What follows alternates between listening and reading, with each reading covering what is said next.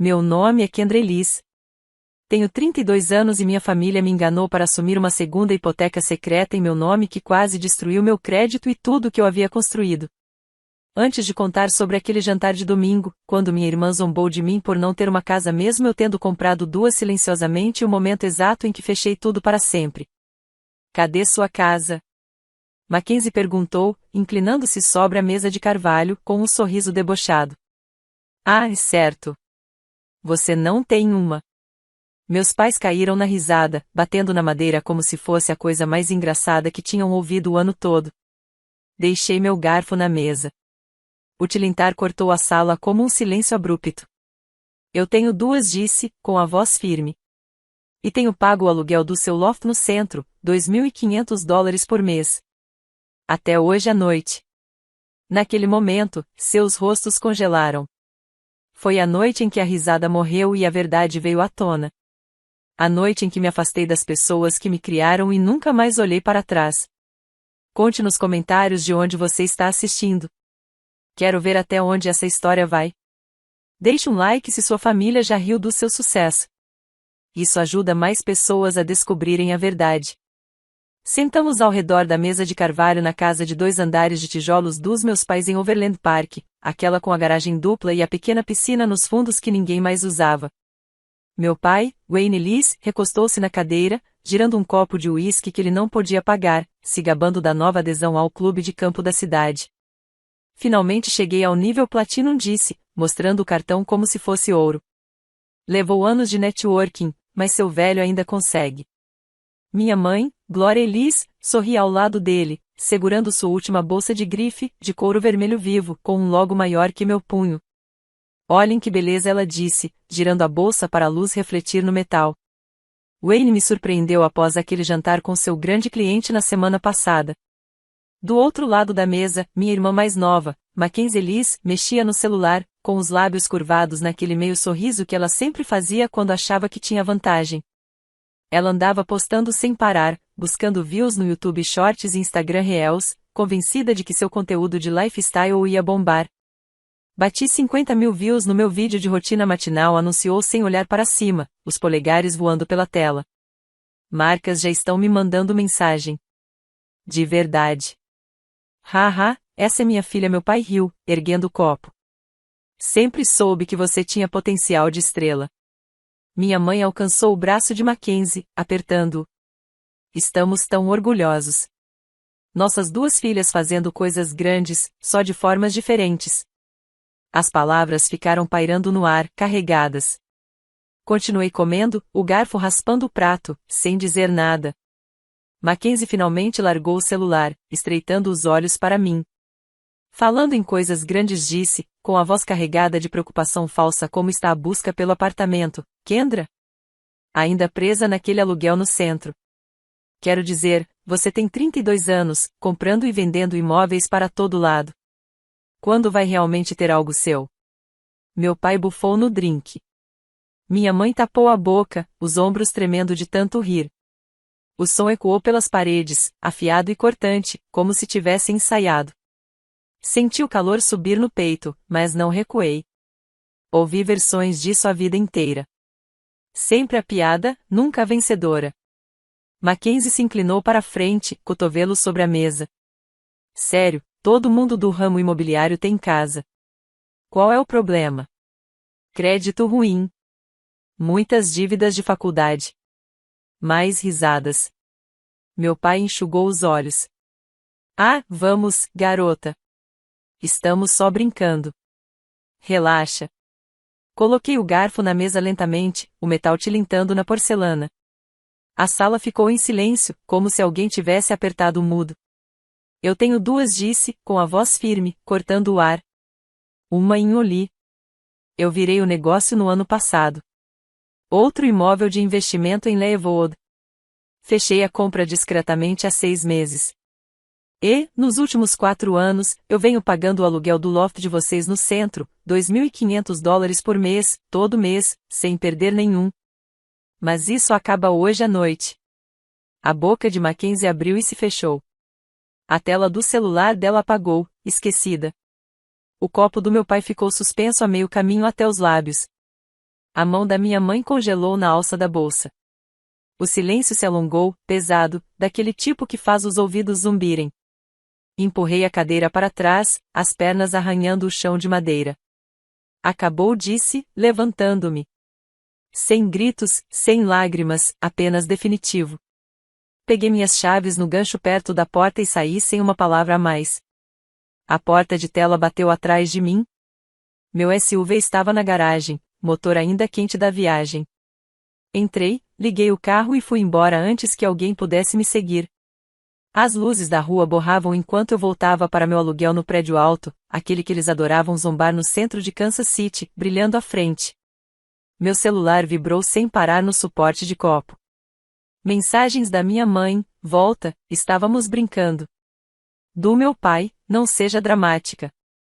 De Mackenzie: uma sequência de emojis raivosos. E você está mentindo. Ignorei todas. No primeiro semáforo vermelho, abri meu aplicativo bancário. Um por um, cancelei as transferências automáticas, o aluguel da Mackenzie, os pagamentos do cartão de crédito da mãe, os depósitos na conta de investimentos do pai. 7 anos de apoio silencioso desaparecidos em menos de 1 minuto. Confirmar. Confirmar. Confirmar. Quando cheguei ao prédio, entreguei as chaves ao manobrista, e todos os laços estavam cortados. Peguei o elevador até o 23º andar, entrei no apartamento e desliguei meu celular completamente. A cidade brilhava lá embaixo pelas janelas do chão ao teto, silenciosa e só minha. Pela primeira vez em anos, o peso havia sumido. Apenas silêncio e o começo de algo novo. Para entender por que finalmente explodi, você precisa voltar ao dia em que eu tinha 12 anos e aprendi as regras da casa da forma mais dura. Naquele verão em Overland Park, a grama crescia rápido depois de cada chuva, e eu cuidava de todos os quintais do bairro, empurrando um cortador de grama enferrujado morro acima e morro abaixo, suando até a camisa ficar encharcada, mãos calejadas do cabo. Guardava o dinheiro em uma lata de café debaixo da cama, contava todas as noites, sonhando com a bicicleta de montanha na loja da Metcalfe Avenue. $150 no total, conquistados com trabalho justo. Então veio aquela tarde. Mackenzie decidiu treinar seu swing de softball na garagem e mandou uma bola direto pelo vidro da bay window da senhora Henderson, vizinha. O orçamento do concerto voltou em $180.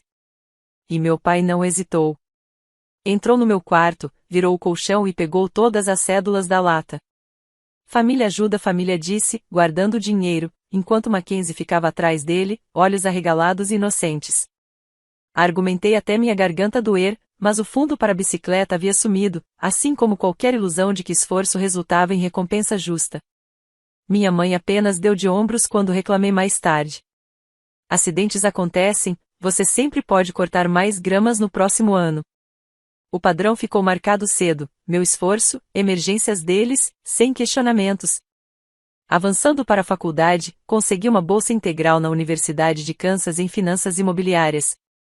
Uma das poucas que cobria mensalidade, livros e uma pequena ajuda de custo para viver. Mudei para um dormitório apertado em Lawrence, comia ramen para esticar cada dólar e estagiei sem remuneração em uma corretora no centro apenas para fazer contatos. Os cheques da ajuda de custo chegavam mensalmente, $800 cada. Metade eu transferia para casa sem falhar, dizendo a mim mesma que era apoio temporário.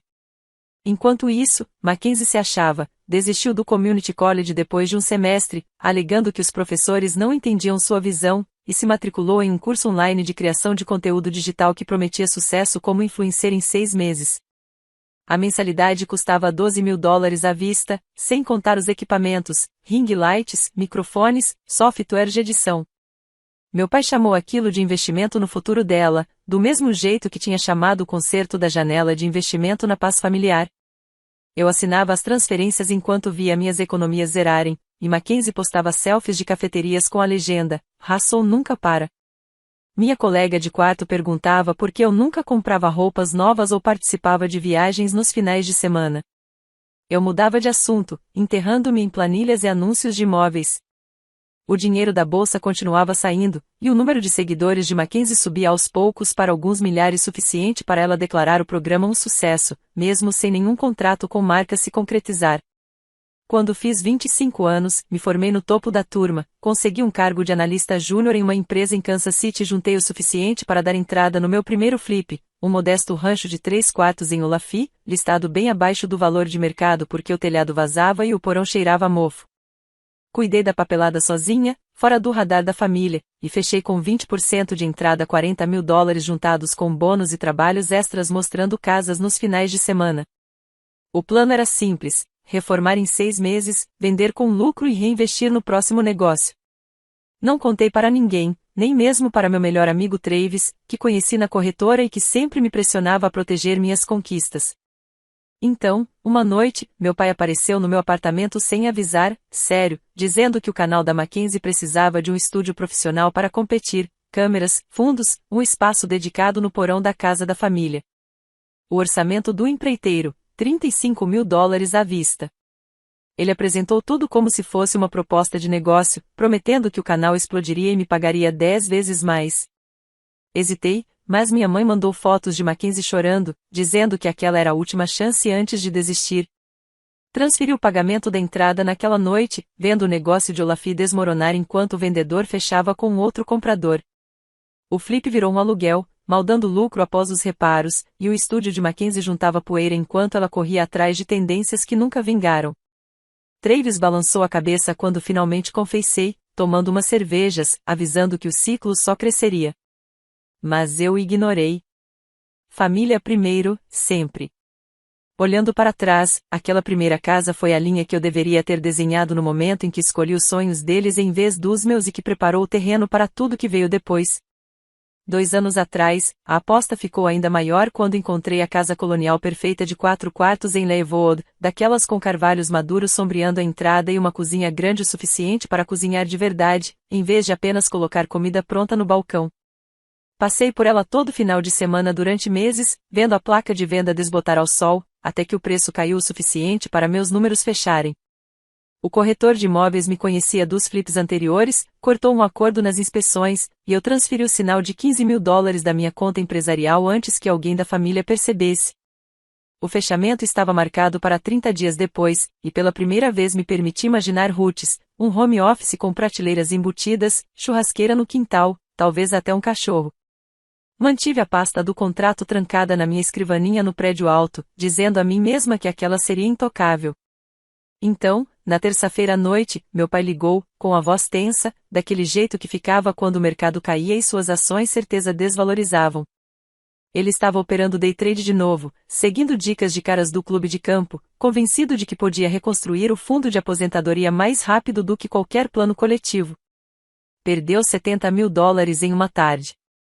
E disse as palavras como se tivesse ensaiado. O corretor disse que as posições estavam com margem chamada. Se eu não cobrir até sexta-feira, eles liquidam tudo e perdemos a casa. Minha mãe pegou o telefone na extensão, a respiração presa, pintando cenas de notificações de execução hipotecária e vizinhos cochichando. Mackenzie mandou mensagem separada. Papai está um desastre. Por favor, ajuda. Eu encarei o contrato de Leawood na tela, a data do fechamento circulada em vermelho, sentindo o puxão familiar, culpa transformada em obrigação. Liguei para o corretor do vendedor naquela noite, pedi desculpas e abri mão do sinal para sair limpa. Na manhã seguinte, iniciei a transferência de $70 mil, vendo o saldo despencar para níveis que não via desde a faculdade. Meu pai mandou um único emoji de joinha. Minha mãe postou uma citação vaga de gratidão no Facebook. Mackenzie nunca comentou nada. Mais tarde naquela semana, sozinha no apartamento, com a chuva batendo nas janelas, abri o aplicativo bancário e percorri 7 anos de histórico de transações, filtrando pelas transferências para contas da família. Os números se acumularam rápido: aluguel mensal do loft da Mackenzie, a partir de 4 anos atrás, pagamentos do cartão de crédito para os gastos da minha mãe, os empréstimos relâmpago do meu pai que nunca ligavam nada. O total de saídas ultrapassava $100 mil. Cada centavo documentado, sem uma nota de agradecimento, sem nenhuma celebração compartilhada. Recostei-me, o estômago se revirando ao perceber o quão rotineiro aquilo havia se tornado. Minhas conquistas fluíam direto para as lacunas deles. Sem recibos, sem reciprocidade. A constatação pesou, Eu havia construído uma rede de segurança para eles enquanto pendia sobre meu próprio abismo. Na mesma noite, puxei o antigo álbum de família da gaveta de baixo, aquele com a capa de couro rachada que minha mãe insistia em atualizar todo Natal. Página após página de feriados e aniversários.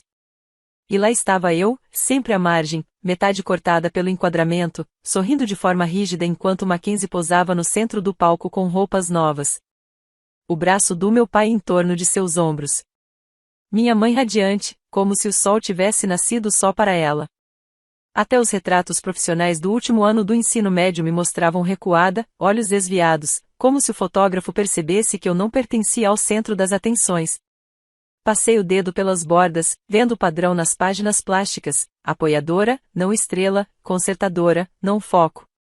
O álbum se fechou com um baque suave, e eu o deslizei de volta para a gaveta, o clique do fecho mais alto que qualquer discussão que já tivéssemos tido. Naquela noite, depois de fechar o álbum, tudo mudou quando meu telefone acendeu com o nome de Travis na tela, a voz calma, mas firme, pelo alto-falante, enquanto eu caminhava pelo carpete da sala. Ele já sabia o básico do nosso rápido papo mais cedo, sobre como eu finalmente havia traçado a linha sem dar explicações. E agora não perdeu tempo, sendo direto. Eles vão desmoronar sozinhos, disse, o barulho de fundo do bar no centro desaparecendo enquanto ele saía para fora. Você já carregou o suficiente. Corte o fio limpo. Não se deixe puxar de volta por promessas ou lágrimas. Encostei-me no vidro frio da janela, as luzes da cidade piscando lá embaixo, e assenti, mesmo sabendo que ele não podia ver. Travis observava aquela dinâmica há anos, apontando nos momentos silenciosos durante cafés ou depois de fechar negócios, sempre lembrando que colocar limites não era traição. As palavras dele caíram firmes, reforçando a determinação que começara a se formar horas antes. Conversamos sobre logística, mudar senhas, monitorar extratos, preparar-se para as consequências sem se envolver. Quando desligamos, o apartamento parecia mais silencioso, a decisão tomada. Na manhã seguinte, com o café passando e a luz do sol entrando pelas persianas, eu resolvi a bagunça da caixa de entrada que se acumulava há meses, apagando promoções e arquivando conversas antigas com clientes, liberando espaço mental junto com o digital.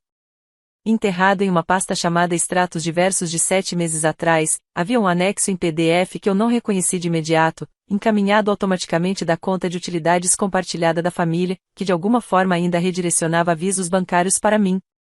Cliquei para abrir, esperando mais uma conta de água ou taxa do condomínio, mas o cabeçalho gritava em negrito: aprovação de segunda hipoteca. Residência Elise Overland Park.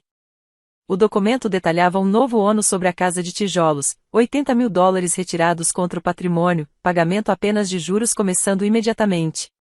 E lá no final, meu nome listado como consignatária, com uma assinatura que parecia próxima, mas não exatamente a minha. Os laços eram uniformes demais, a pressão no traço inconsistia com a forma como eu segurava uma caneta. A caligrafia do meu pai preenchia as seções principais, seu rabisco inconfundível de anos assinando autorizações escolares e boletins. A data de originação correspondia à semana em que ele alegara uma queda menor na carteira, nada como o creche que descreveria depois. Meu pulso se estabilizou ao dar zoom na falsificação. A percepção foi fria e clara. Não se tratava de descuido ou erro. Era deliberado um plano B caso as transferências secassem. Salvei o arquivo em um drive seguro, imprimi uma cópia para meus registros e fechei o laptop sem pânico ou raiva. Apenas um estalo final de clareza. Sem ligações para confrontar, sem e-mails exigindo explicações. Esses caminhos me levariam de volta ao ciclo que Travis havia alertado. Em vez disso, abri o app de contatos e bloqueei o celular do meu pai, a linha fixa da mãe. Um por um, os múltiplos números de Mackenzie, com as confirmações aparecendo como pequenos cadeados se fechando. Redes sociais, deixar de seguir, restringir, silenciar em todas as plataformas, até que os perfis deles desapareceram do meu feed. O armazenamento compartilhado na nuvem da família ganhou nova senha, acesso revogado. Até mudei o endereço de correspondência das minhas contas de investimento para uma caixa postal no centro cobrindo todos os vazamentos. Travis mandou apenas um emoji de check quando o atualizei. Sem necessidade de mais palavras. De pé na cozinha, caneca na mão, senti a ausência imediatamente, não perda, mas espaço. Daquele tipo que permite respirar fundo pela primeira vez em décadas. Os documentos da hipoteca ficaram na gaveta. Evidência, se algum dia fosse necessária, mas não uma arma. Deixar o peso sobre eles já era consequência suficiente, sem minha participação. A casa deles, a dívida deles, as escolhas deles dali em diante. Segui firme pelo resto do dia, finalizando um novo contrato de flip em Shawnee, números precisos, apenas meus. O futuro se desenrolando sem âncoras me arrastando para trás. Uma semana depois, a mensagem da minha mãe quebrou o silêncio, enviada de um número desconhecido. Apareceu enquanto eu revisava anúncios de imóveis na mesa. Simples e direta. Volta para casa no domingo.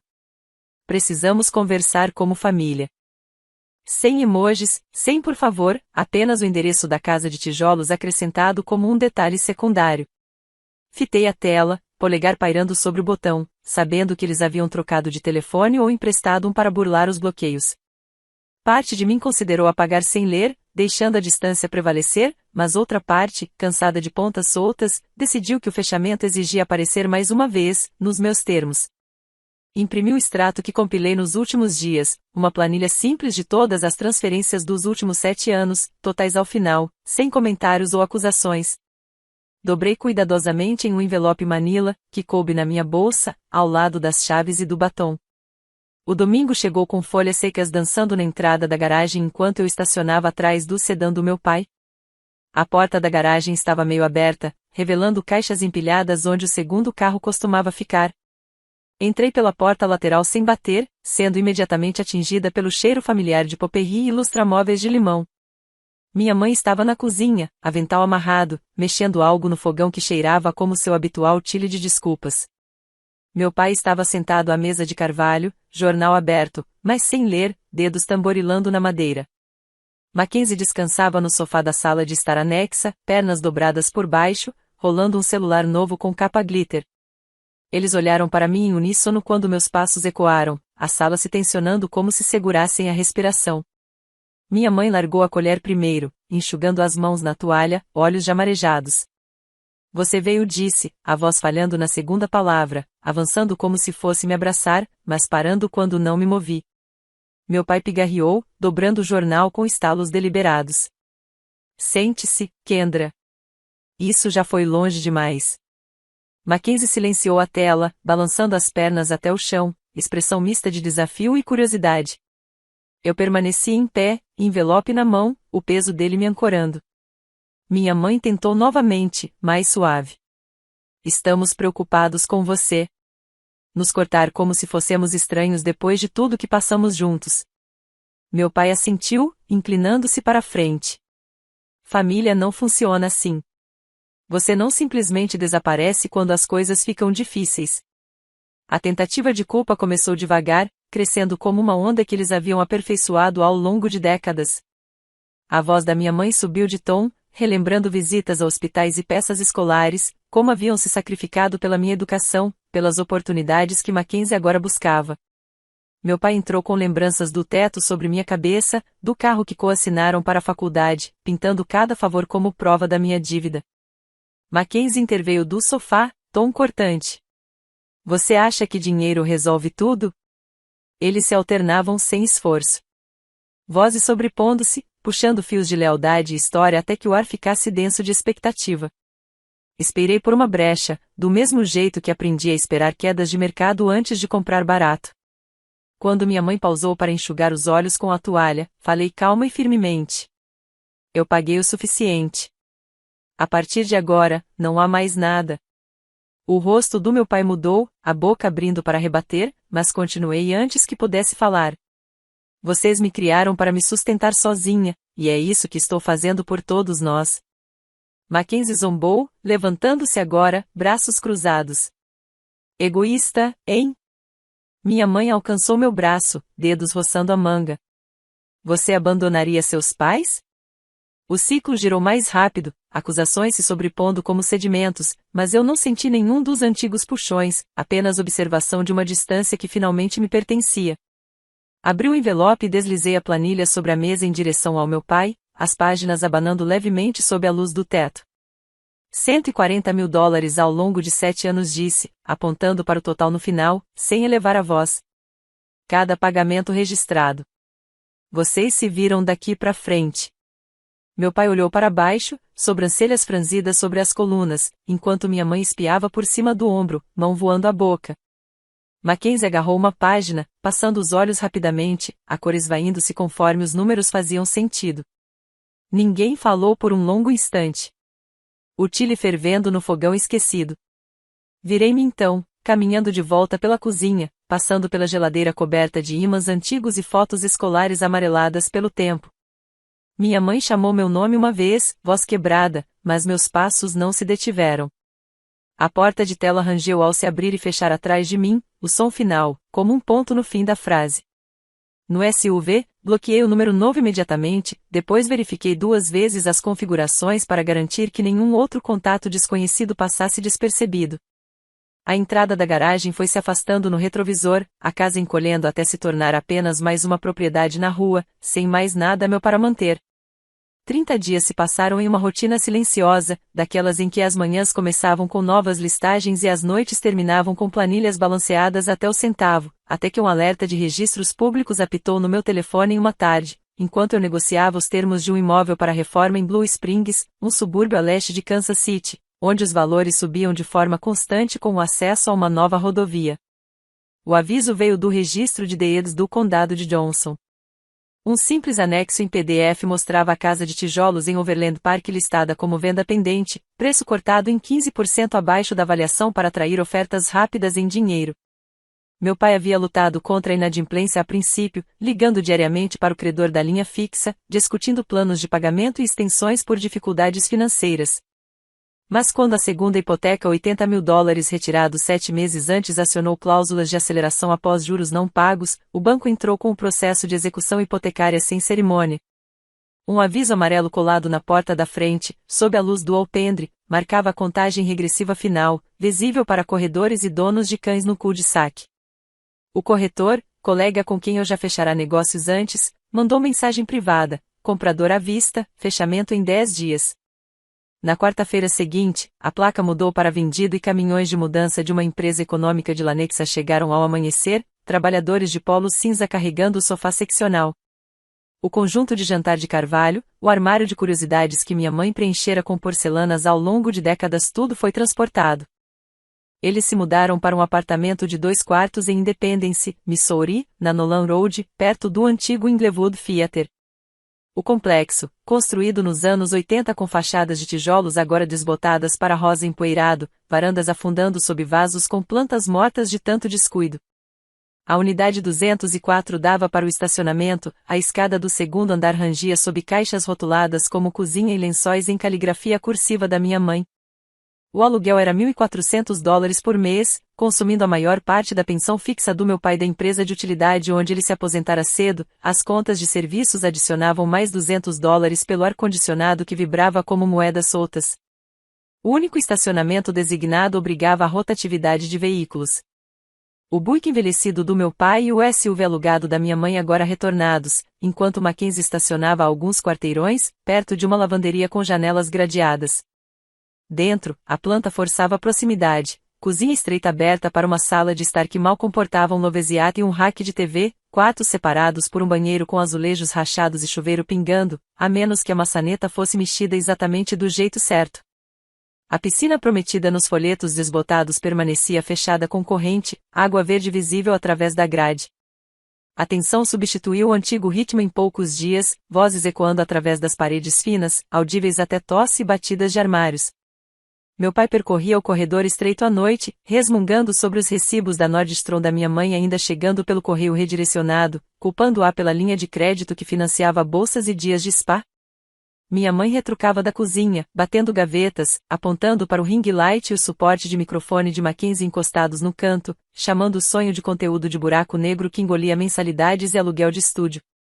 Mackenzie se recolhia ao quarto, porta trancada, fones apertados, rolando sites de freelances de edição que salvava nos favoritos, mas nunca se inscrevia, ressentimento fervendo em portas batidas e ombros frios. Discussões giravam sem resolução, meu pai acusando minha mãe de se sentir no direito, minha mãe chamando Mackenzie de mimada. Mackenzie explodindo, dizendo que ninguém acreditava nela. Cada voz subindo, depois caindo em um silêncio que pesava mais que gritos. Ninguém pegou o telefone para ligar para mim. Nenhuma mensagem de dispositivos emprestados. Nenhuma visita surpresa ao meu apartamento no alto. A fratura se manteve invisível, mas absoluta. Enquanto isso, enviei o pacote de contestação ao credor pelo portal online, anexando o extrato hipotecário impresso com a falsificação destacada, uma declaração juramentada e o registro de transações mostrando nenhuma atividade nas minhas contas. A resposta chegou em 8 dias úteis, o ônus foi removido, o relatório de crédito atualizado, fico subindo 40 pontos, alcançando níveis que eu não via desde a graduação. O terceiro flip, uma casa estilo rente dos anos 60 em Highton, com um piso de madeira original sob o carpete e um porão pronto para acabamento, fechou por $190 mil depois que substituí a cozinha estreita por bancadas de quartzo e aço inox, decorei com móveis de época alugados e realizei 2 open houses que atraíram múltiplas ofertas. O lucro, após taxas, foi direto para o escro de um terreno de meio acre próximo ao Veaterby Lake, a linha da água visível do futuro deck, testes de solo confirmando a estabilidade da fundação que eu havia esboçado em guardanapos durante ligações noturnas. Foi lá que conheci Ethan, o arquiteto, revisando plantas estruturais no balcão de planejamento do condado de Platte. Seus desenhos se desenrolavam ao lado dos meus enquanto esperávamos juntos a aprovação dos selos numa manhã de sexta-feira impregnada de toner de copiadora e café velho. Ele usava camisa cinza chumbo, mangas dobradas, traçando linhas de sustentação com lápis enquanto explicava opções de balanço para a vista do lago. A conversa fluiu de variações de zoneamento para posicionamento sustentável, depois para os melhores lugares de churrasco no Northland, números de telefone trocados antes que o atendente nos chamasse. Café em uma cafeteria à beira do cais virou visitas ao terreno ao pôr do sol. Seus esboços refinavam minha visão, conceito aberto, salas com pé direito elevado, suíte principal em balanço sobre o declive, ilha de cozinha grande o suficiente para preparar festas sem esbarrar os cotovelos. Permissões aprovadas, fundação lançada em abril, enquanto as flores vermelhas floresciam ao longo da margem. Cada prego e viga, uma escolha livre de obrigações antigas. A lição se firmou ao longo daqueles meses, sólida como concreto curando sob o sol da primavera. Família não é uma obrigação unilateral, e cortar o tóxico permite que você construa sua própria fundação. As escolhas deles forjaram assinaturas, demandas intermináveis, recusa em se adaptar e entregaram consequências. Agora, viviam diariamente em quartos apertados e silêncios frios. As minhas entregavam espaço, crescimento, parceria com alguém que perguntava o que eu queria, não o que eu devia. Nenhum contato jamais veio, nenhuma desculpa rolando no correio redirecionado. Nenhuma atualização através de conhecidos em comum. Nenhuma reconciliação tentada, e nenhuma era necessária ou bem-vinda. A ruptura permaneceu permanente, um limite respeitado na ausência, uma porta fechada sem bater. A todos que acompanharam até o fim, obrigado por investirem seu tempo na verdade crua desta jornada. Se algum momento ressoou com você, deixe seus pensamentos abaixo. O que você teria feito há meses ou anos antes? Suas histórias nos fortalecem e compartilhá-las prova que proteger sua paz nunca é egoísmo.